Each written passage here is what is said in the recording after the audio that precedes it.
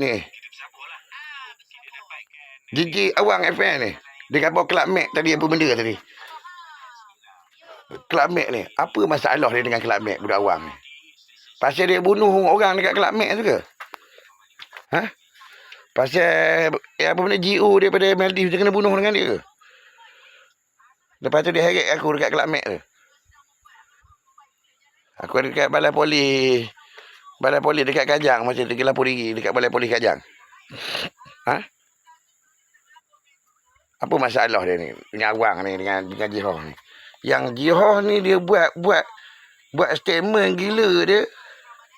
Dia kata rumah aku duduk dengan rumah Hana atau apa benda tu.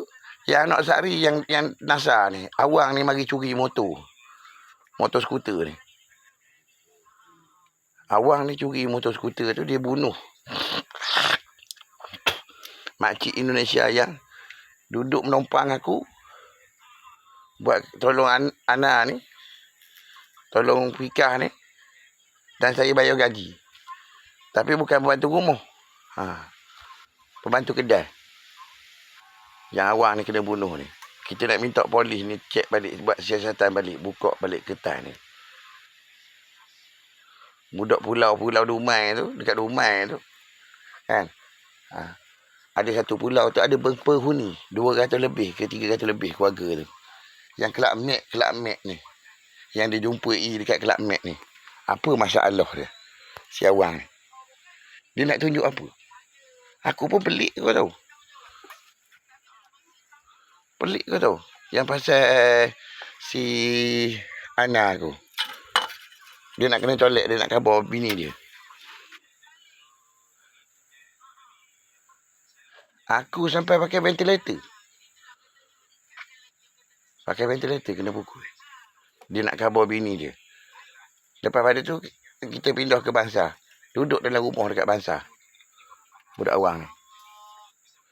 Lepas pada tu, dia curi habis semua kain baju. Dia banyak anak Sari. Apa masalah dia?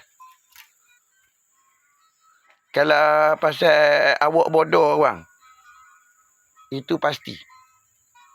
Itu soheh. Sebab pasal gaji apa benda yang awak cakap jusa tadi tu, memang awak ambil duit tu. Awak dengan Ain Sujahah ni memang ada ambil duit gaji tu.